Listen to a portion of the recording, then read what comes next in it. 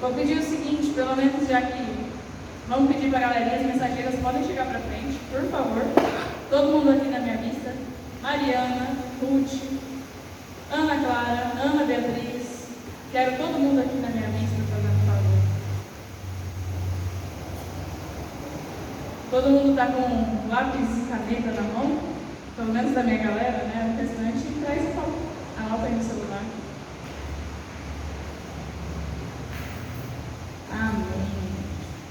Isso aí. Vamos lá então. Vou dar mais um boa noite. Boa noite, irmãos. Graças e paz. Amém? Amém. Glória a Deus. Estou aqui para fecharmos o último capítulo do livro de liderança. O pastor estava falando agora que a gente vai falar sobre liderança. Talvez, aparentemente, falar sobre liderança na igreja no grupo de quarto não se encaixe com todas as pessoas, porque nem todo mundo é líder. Mas eu já penso ao contrário, pelo menos de acordo com o estudo que eu vou trazer aqui para vocês. Inclusive, pelo fato das mensageiras estar aqui, eu acho que é muitíssimo importante isso. Deixa eu perguntar um negócio para vocês. Quando nós nos denominamos como filhos e servos de Deus, isso tem diferença, isso tem que ter, pelo menos, né, ou deveria ter uma diferença entre viver como alguém do mundo e viver como alguém que conhece a Cristo? Tem diferença, meninas? Será que nós que levantamos a bandeira de Cristo e falamos, nós defendemos, nós cremos nos princípios que estão na Bíblia, os princípios de Deus, nós vivemos igual as pessoas que estão lá fora? A gente segue os mesmos caminhos? Não, a gente não segue. Essa é a diferença. E muito mais do que não ser apenas um líder, nós temos que fazer a diferença. Como que é a nossa divisa? Levanta-te, resplandece, porque já vem a tua luz. Enfim, vamos lá. Opa! Conseguiu? Não, porque eu não consegui baixar.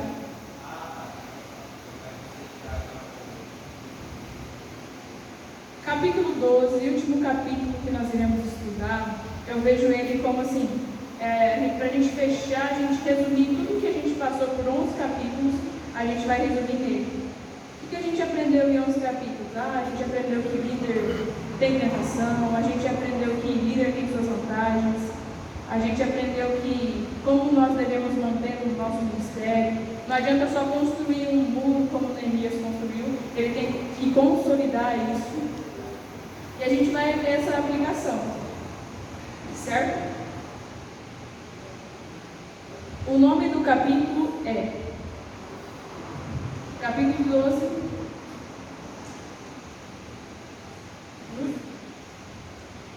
como Neemias liderou ao estilo de Jesus, o líder dos líderes. Será que foi possível alguém que viveu tanto tempo antes de Jesus liderar como ele? A gente vai descobrir que sim. E a primeira reflexão, a primeira pergunta que traz no livro é o seguinte: você está disposto a desenvolver as características do caráter de Deus? Depois que a gente passou por tudo isso, a gente está disposto? Será que a gente olhou alguma coisa e falou, olha, aqui eu preciso melhorar, aqui eu preciso rever, isso aqui eu preciso aplicar?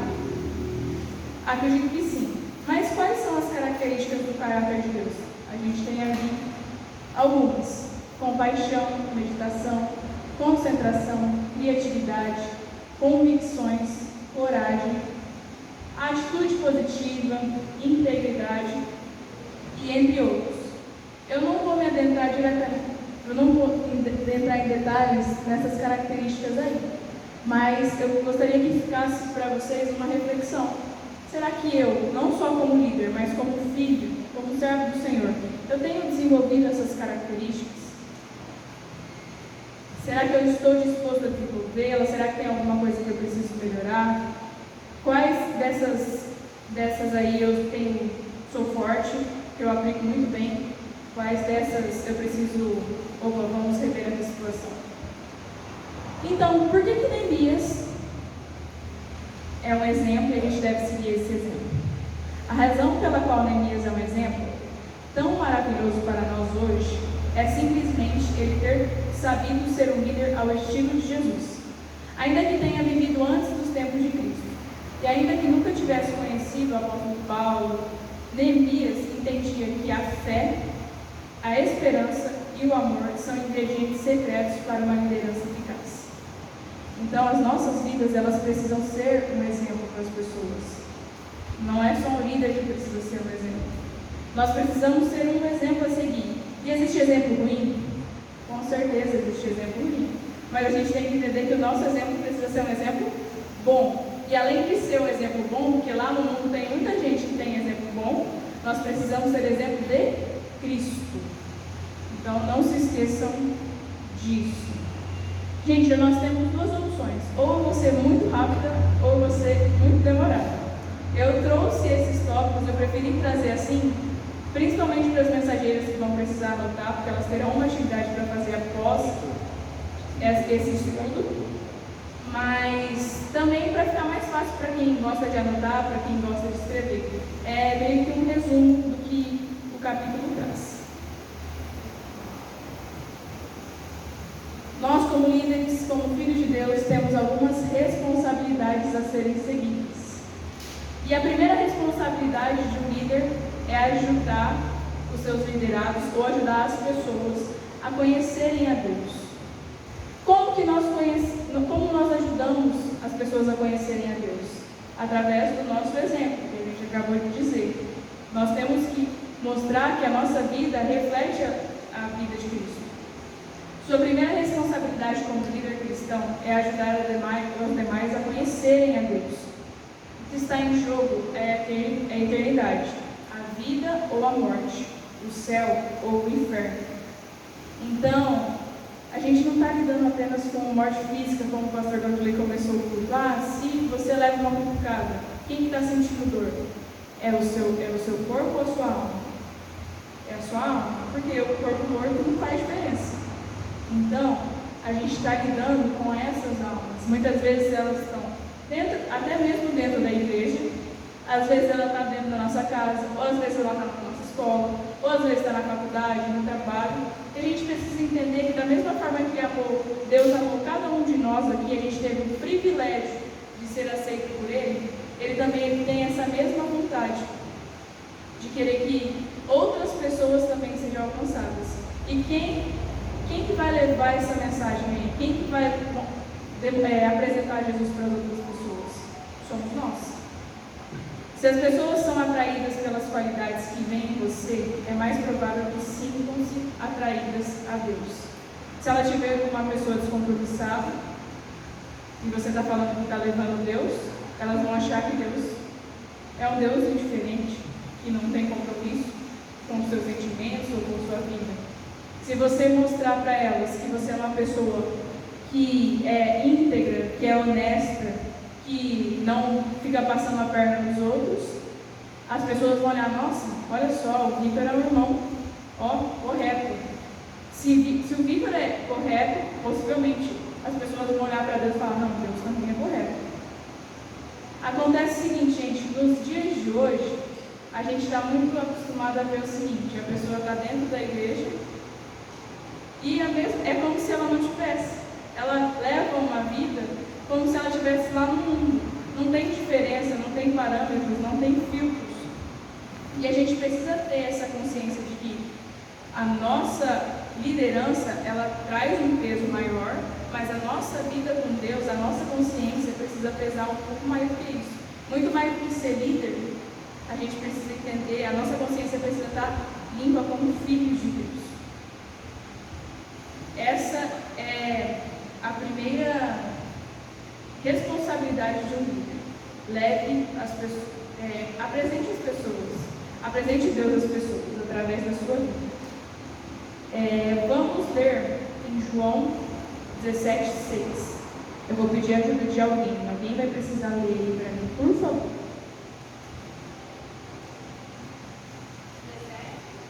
6.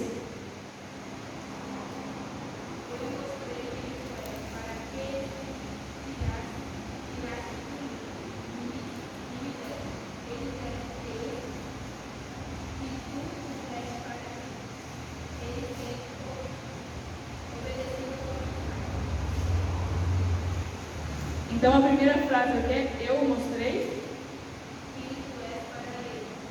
Jesus. Só essa primeira frase, só para a gente lembrar por que a gente tem que ser exemplo, temos que apresentar Deus às pessoas.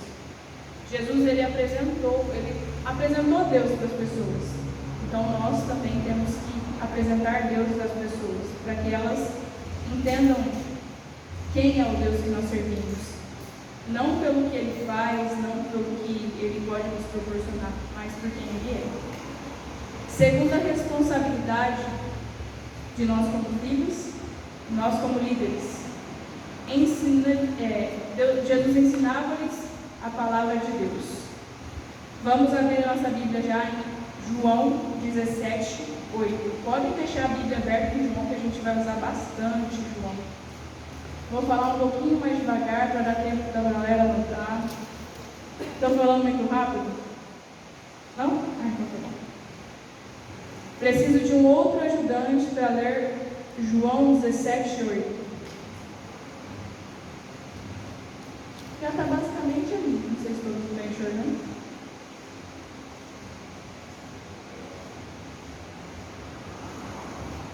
Ih, vou ter que escolher, hein? E ele deu as palavras de fé, e eles as receberam, e têm verdadeiramente conhecido, e saíram de ti, e creram em mim. Muito bem. Jesus entregou a palavra de Deus para as pessoas. Nós precisamos entregar a palavra de Deus para as pessoas. Tem uma frase que eu não me lembro direito como é, mas ela diz assim: a sua vida, ela vai refletir. Às vezes você não vai precisar da Bíblia para evangelizar alguém. Através das suas atitudes, através do que você diz, as pessoas vão ver. E muitas vezes, ao longo do caminho que a gente vai crescendo espiritualmente com Deus, a gente vai memorizando, vai trazendo para nós versículos, até porque eu acho que as mensageiras é um bom exemplo para isso.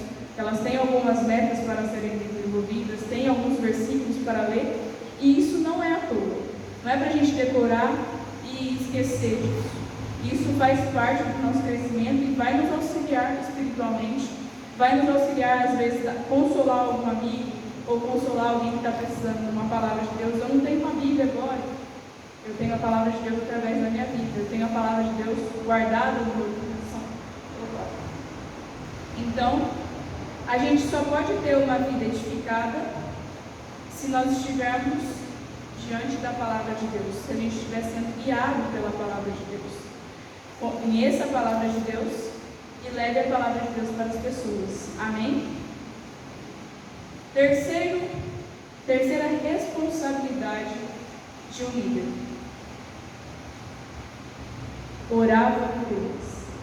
E um negócio difícil é orar, hein? Porque às vezes a gente pode orar qualquer coisa, mas é só qualquer coisa que a gente ora. Oh Deus, obrigado. Você está cansado, mas fala: Deus, obrigado por mais um dia.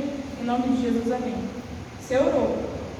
Mas e se você for interceder por alguém? Vou interceder pela vida da Aurinete. Deus abençoe a vida da Aurinete. Em nome de Jesus, amém. Foi vago, abençoe a vida da Aurinete. Mas se a Aurinete precisar de sabedoria, e se a Aurinete estiver precisando de comprometimento, se a Aurinete precisar crescer em alguma área da vida dela, eu preciso ser específico na minha oração. A gente muitas vezes esquece de dizer o óbvio, mas o óbvio precisa ser dito. Então eu vou colocar a vida da Aurinete nas mãos do Senhor e falar: Deus, abençoe a vida da Aurinete, que ela seja instrumento do Senhor na campanha, no congresso de cura. É um negócio que está batendo bastante na nossa tecla. Ou não só a Aurinete, todos os irmãos que estão responsáveis por alguma coisa aqui na igreja. Então a gente tem que ser específico. E vamos lá. Jesus orava pelas pessoas que lideravam, para que você faça algo significativo como líder espiritual. Deus quer que você faça o mesmo. Orar sobre o quê? Ore sobre os 5 propósitos de Deus. O primeiro propósito é orar a fim de que vivam com gozo para Ele. Como assim? Não entendi, não sei o que é gozo. Como assim viver com gozo para Deus? Uma coisa que muitas vezes dói o coração de qualquer pessoa, qualquer líder, alguém que tem uma responsabilidade a mais dentro da igreja, é ver que às vezes a igreja está lotada. Mas dentro dessa igreja lotada, será que é 100% as pessoas que estão aqui por amor? Será que alguém não está aqui só por obrigação? Será que alguém não está aqui só porque o pai está exigindo que alguém fique aqui? Então, muito mais do que estarmos dentro de uma igreja, muito mais do que sermos líderes, muito mais do que sermos mensageiras, e poderia ser os embaixadores também, a gente precisa entender, a gente precisa interceder para que as pessoas estejam à disposição, sejam alegres em servir ao Senhor. Porque não adianta nada a gente estar aqui e estar aqui de qualquer jeito. A gente precisa estar com o coração aberto, feliz com o Senhor. Orar para que cresçam. Crescer dói, gente. Dói. Crescer dói, e assim, estatura tem alguns casos. A Ana Beatriz é um bom exemplo disso, porque ela tem algumas coisas, os ossos dela crescem muito rápido e ela sente muitas dores. Dores que a minha avó sente, a Ana Beatriz sente, porque ela cresceu muito rápido.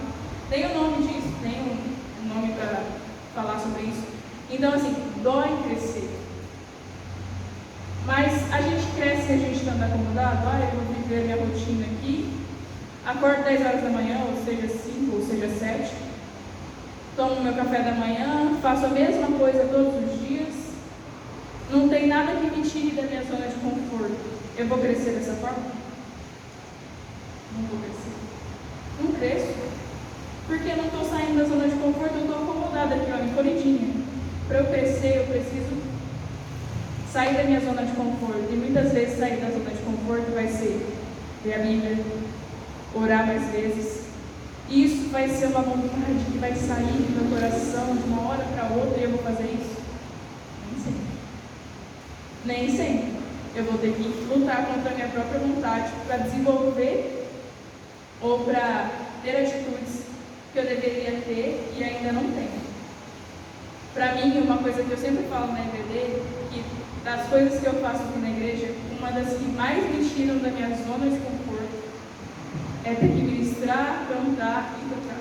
Nossa, se você me desse o microfone para cantar e ministrar, estava ótimo. Mas você colocou um acréscimozinho ali, você tem que tocar.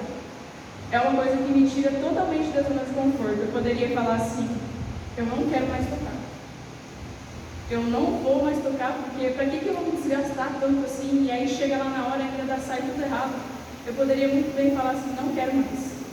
Mas eu tenho certeza que se eu não me desafiar isso, eu nunca vou vencer, eu nunca vou crescer tecnicamente, vamos dizer assim, para conseguir ganhar essa responsabilidade.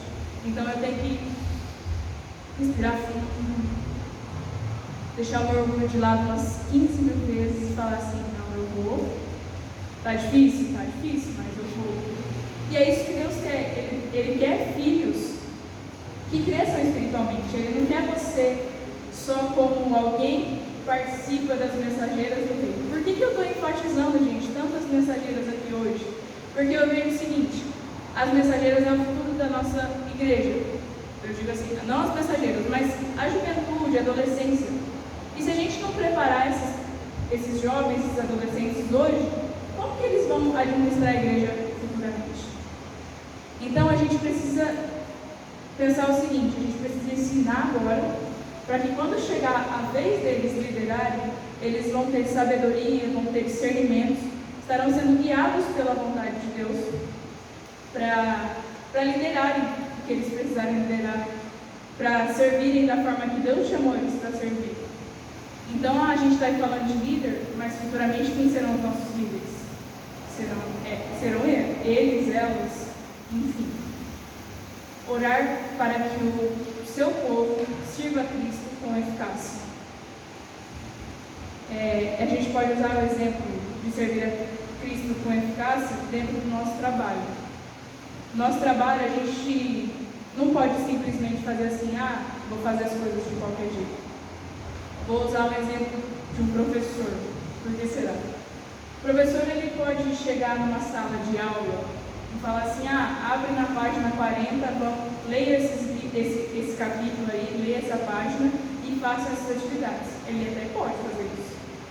Mas só fazer isso, deixar os alunos lá, sem dar um exemplo, sem falarem com eles sobre o assunto que vai ser trabalhado, sem estimular os alunos, vai ter eficácia do estudo? Possivelmente não. Tem casos que sim, e tem alunos que conseguem aprender sozinhos. Mas o professor precisa fazer um papel de ir lá, ensinar, incentivar, falar, olha, trazer uma curiosidade para que os alunos tenham disposição de querer saber sobre o assunto.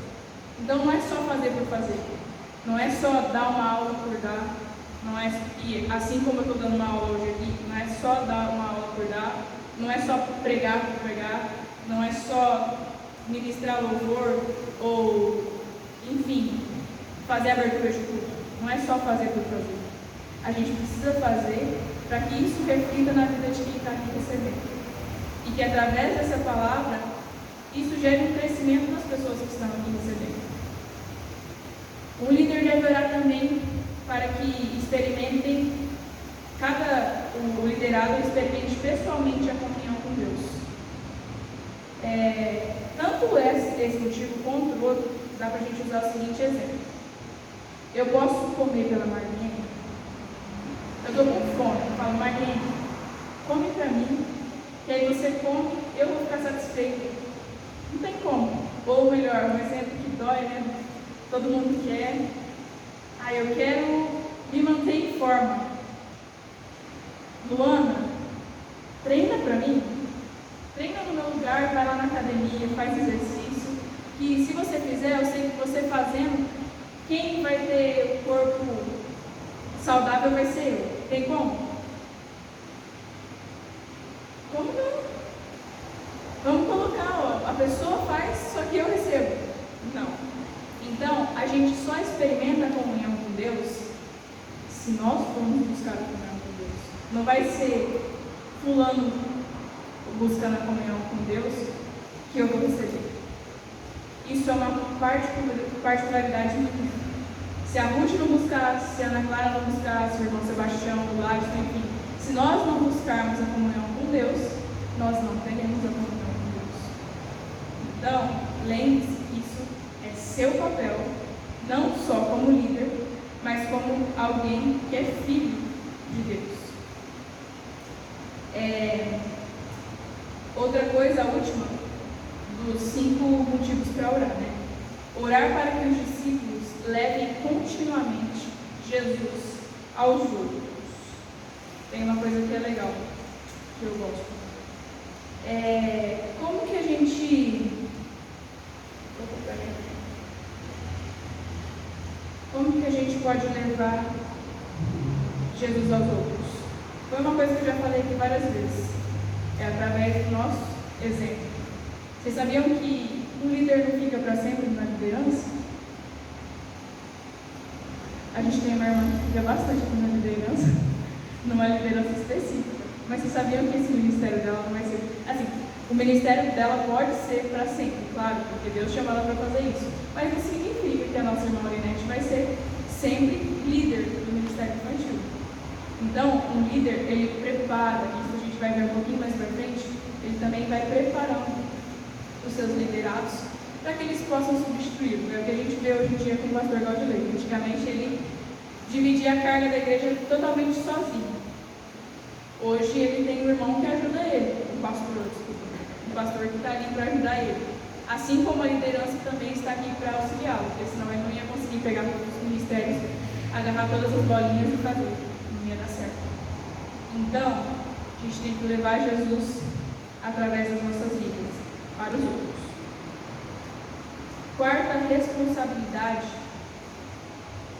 qual será? Sabia que Deus tem um caráter? E a gente tem que mostrar esse caráter de Deus para as pessoas. Vou te mostrar esse caráter. Vamos abrir lá em João 17:32. Está escrito ali, mas não sei se vocês vão enxergar. Eu vou ler aqui já, mas para quem quiser anotar, anote aí. Eu lhes dei a glória que me deste. Quando Jesus está dizendo isso, ele está falando assim, estou colocando o caráter de Deus em vocês. Deus é amor? Deus é amor. Está muito embaixo? Melhorou? Deus é amor, Deus é justiça. Então, a partir do momento que Deus é amor, Deus é justiça, a gente tem que levar esse amor, levar essa justiça É ruim ver quando a gente fala, nós somos cristãos, nós estamos lá dentro da igreja, eu sou evangélico. Só que você vai olhar a atitude da pessoa e fala assim, mas peraí, como assim? Qual que é a atitude que você está mostrando? É assim que Deus é? Foi o que eu disse para vocês lá no início. A nossa vida vai refletir como as pessoas vão receber Deus. Se ela vê a pessoa, essa pessoa aqui não está levando compromisso a sério. Não é possível, essa pessoa aqui, tanto estar com Deus e estar sem Deus é a mesma coisa, ela está aqui na igreja à toa. Então a gente precisa levar o caráter de Deus às pessoas. As pessoas precisam ver, nossa, aquela pessoa ali, ela transmite o amor de Deus. A glória de Deus é o seu caráter, é a sua natureza, é quem Ele é. A meta da vida é crescer no caráter e na semelhança de Jesus Cristo. Isso significa desenvolver em nós suas qualidades, sermos íntegros, generosos, humildes. Significa cumprir sua palavra e servir aos outros, e fazer tudo com confiança, perseverança e paciência. Gente, a gente está basicamente na metade das nossas responsabilidades. Mas uma coisa que eu sempre digo é o seguinte: a teoria é tudo muito bonita. A gente já leu 12 capítulos, a gente aprendeu muita coisa. Mas é fácil praticar? Não é fácil não. Não é fácil praticar, não vai ser fácil. Vai ser fácil mostrar, desenvolver cada responsabilidade. Às vezes você é forte em desenvolver uma, mas você deixa a desejar em outra. Então, a vida, como eu disse, a vida do cristão, ela precisa sair da comodidade. A gente precisa sempre estar desconfortável, porque a partir do momento que a gente está confortável, a gente não está crescendo. Então, não vai ser simplesmente você seguir assim, falar, tirei esses passos aqui, eu sei quais são as minhas responsabilidades. A partir de hoje eu vou fazer isso, eu não vou me decepcionar, eu não vou falhar nenhuma vez. Não vai acontecer isso. Você vai falhar algumas vezes. Mas aí você vai rever os seus erros e falar, não, eu falhei aqui, eu vou me reorganizar, vou me reinventar e vou de novo para não errar novamente. Então, fácil não vai ser, mas não significa que vai ser impossível. Até porque se fosse impossível, Neemias não teria conseguido. Lembrando que isso aqui é baseado na liderança que Neemias teve. Uma liderança que refletia a liderança de Jesus, e viveu bem depois que Neemias. Quinta responsabilidade como líder espiritual: proteja o crescimento espiritual dos seus liderados. E como que um pai, vamos usar o exemplo de um pai, como que um pai protege o seu filho? Uma vez eu li um livro que estava falando a respeito disso, de crescimento espiritual, coisas desse tipo, e falava assim: um pai não vai dar a chave de uma Ferrari para um filho de 3 anos, mesmo que ele seja o pai mais amoroso do mundo. Por que ele não vai dar? Porque a criança não tem maturidade, não tem responsabilidade para administrar um carro. Então, Deus ele nos dá responsabilidades, Ele dá responsabilidades que nós conseguiremos desenvolver. Todas as vezes que Deus te chamar, você vai estar ali capacitado. Deus só chama a gente que está pronto? Não. Às vezes Ele vai chamar a Manicone que tem dificuldade de tocar violão, mas mesmo assim está ali tocando. Mas então, mesmo tendo responsabilidades, Ele cuida da gente. Um pai, ele coloca regras dentro da sua casa. Um pai, ele fala, instrui seu filho: olha, não faz isso, porque isso aqui, se você colocar o dedo na tomada, você vai queimar, você vai levar um choque. Não coloca nenhum tipo de metal dentro da tomada, senão vai ser, não coloca alumínio dentro do micro-ondas, porque senão você vai explodir a casa. Não mexe com panela de pressão. Existem instruções. Então, nós como servos e líderes de Deus, nós precisamos cuidar do crescimento espiritual dos nossos liderados ou das pessoas que estão ao nosso lado.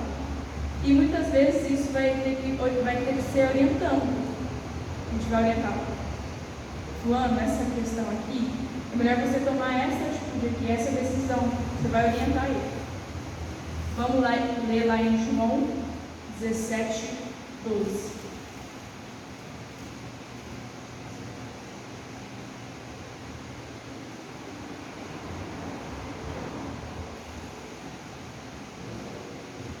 Alguém lê?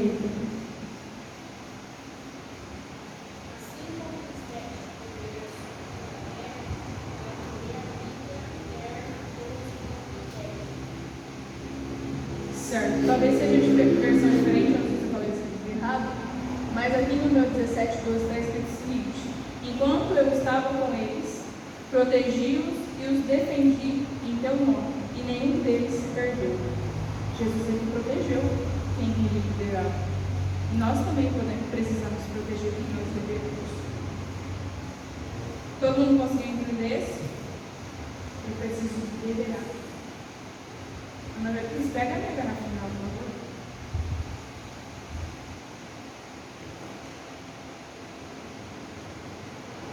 Enquanto isso, a gente vai para a próxima responsabilidade. Vocês já vão abrindo a Bíblia em João 17, 18.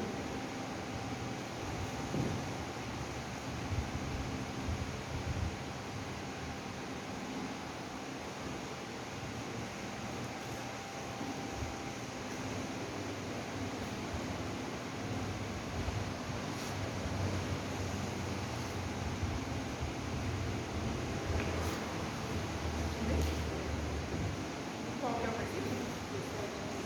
17, 18. Pode ir.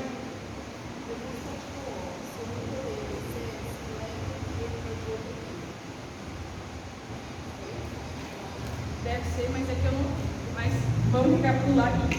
Da mesma maneira como me enviaste a mim, eu os enviei a mim.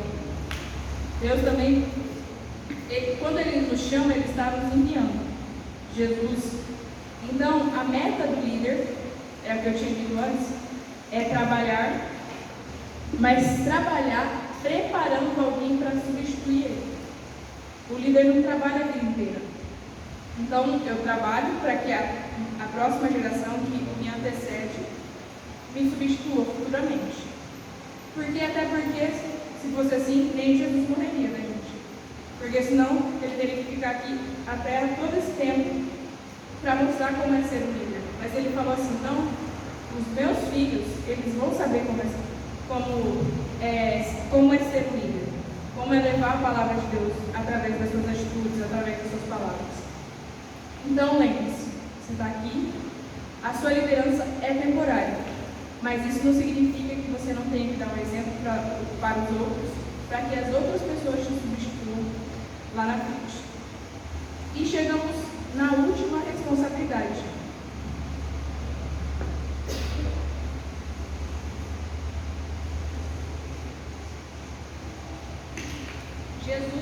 Jesus e Neemias foram modelos de compromisso. Ninguém pode levá-lo espiritualmente além do nível que você está. É basicamente o exemplo que eu usei agora. Eu não posso querer ter uma vida saudável se eu mesma não tiver vida saudável.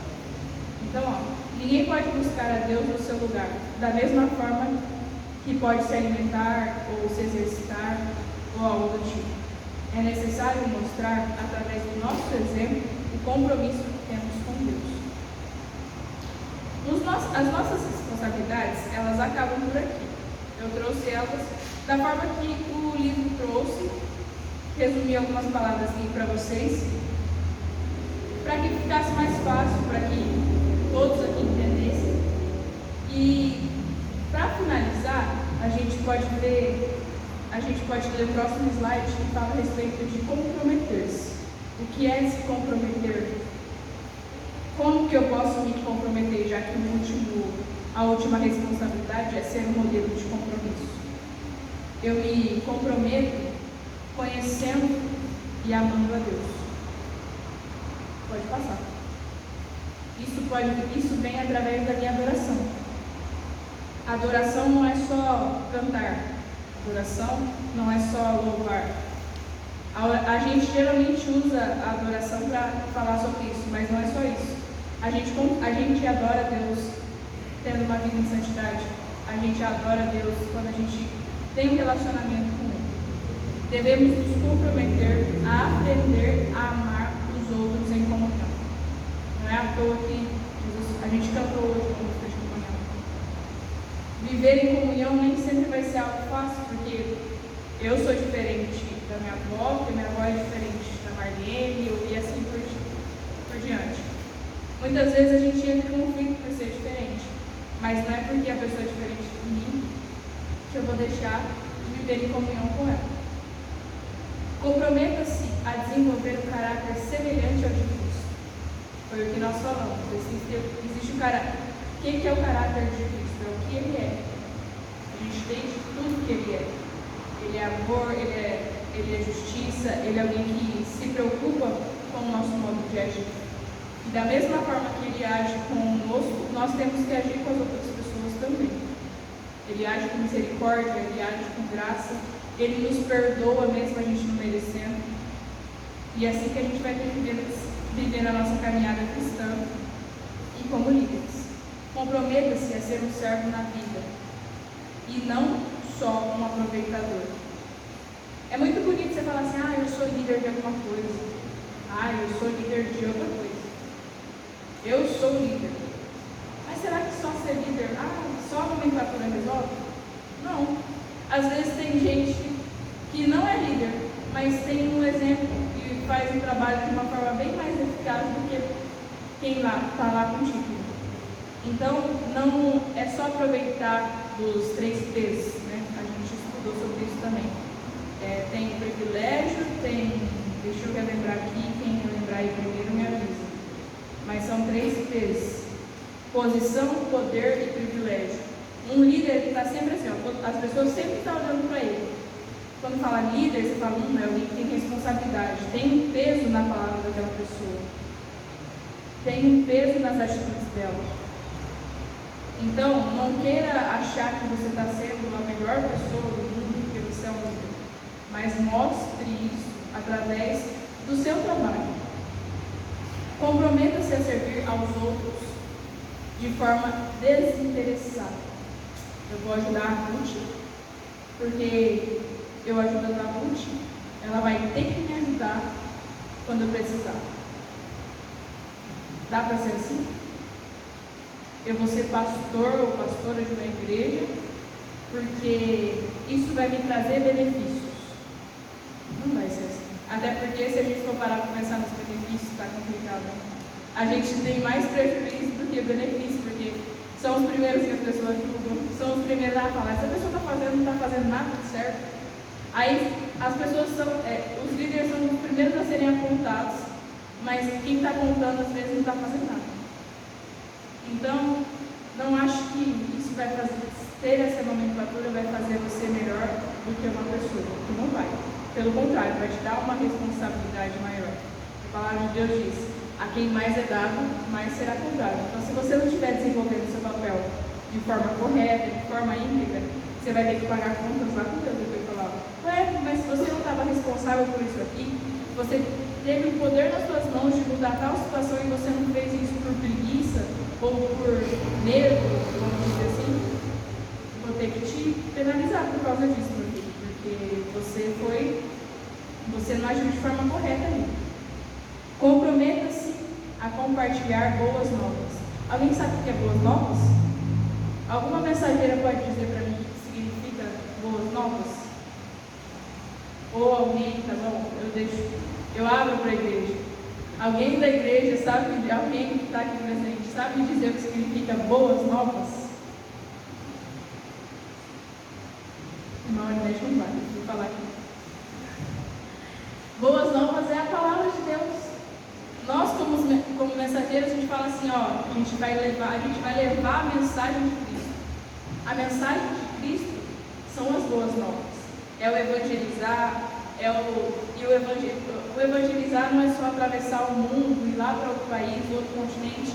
Às vezes o evangelizar vai estar dentro da nossa casa, que parece que é o lugar mais difícil de evangelizar, porque você está ali, a pessoa conhece você de cabo a rabo.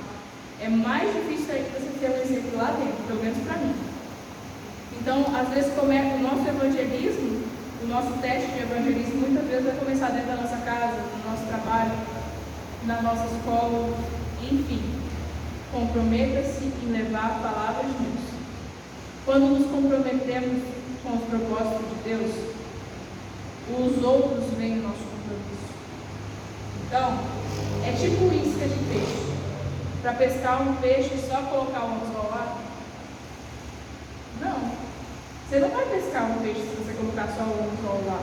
Pode ser que um peixe desorientado morda o anzol, mas a probabilidade é que não aconteça.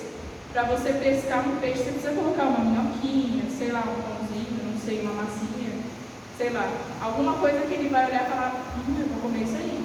Aí ele vai lá e belisca aquela isca e você acaba pescando. É assim a nossa vida. Nós somos essa iscazinha lá no mundo. Porque através do nosso exemplo a pessoa fala, opa, peraí, essa pessoa aqui é diferente. Ela não é igual às outras pessoas. Ela tem uma vida íntegra, ela é mais paciente, nem sempre mais. Ela é mais amorosa. Você sempre, tudo isso, muito boa, a melhor em todas as situações? Não. Mas vai ser uma isquinha para a pessoa olhar e falar, nossa, a Bianca é um pouco diferente. O que é essa qual que é a diferença da vida da Bianca? Vamos descobrir o que faz da Bianca ser uma pessoa diferente das outras pessoas aqui onde eu estudo. Aí vai olhar assim, entendi. A Bianca é uma pessoa que é comprometida com a vontade de Deus. Então, isso se resume. No livro todo, no final, tem uma... Eu esqueci o nome. É como se fosse um negócio. Como que você vai aplicar isso? Todo final do livro tem isso. Uma forma de você aplicar. Pontos para reflexão.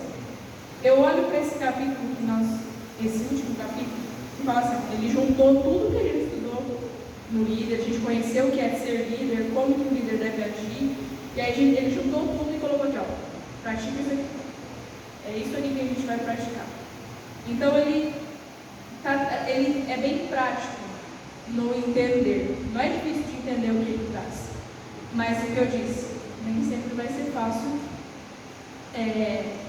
colocar isso em prática. Mas os nossos corações precisam estar dispostos a isso. Certo? Amém?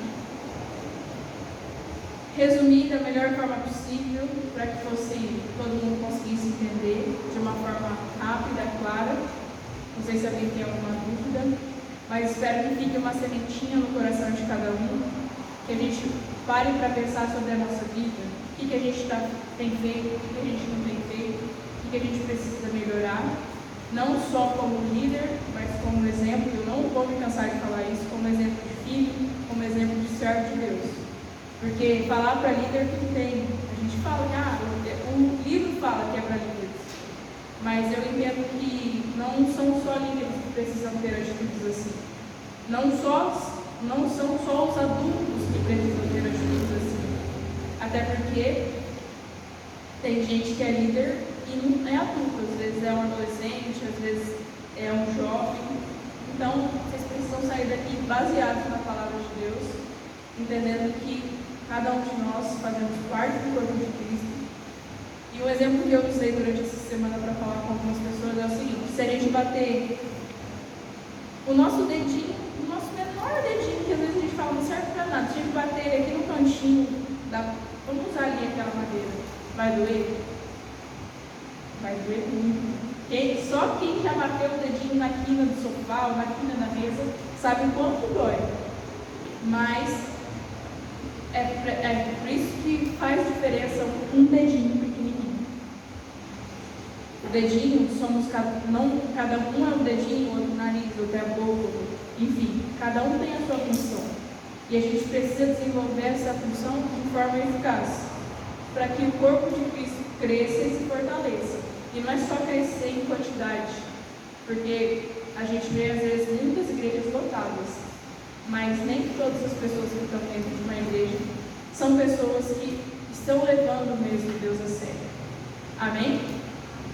Então, só para fechar, para explicar um pouquinho mais por que as mensageiras estão aqui, é porque elas têm o compromisso hoje de fazer um resumo do que nós estudamos como tarefa para a semana que vem.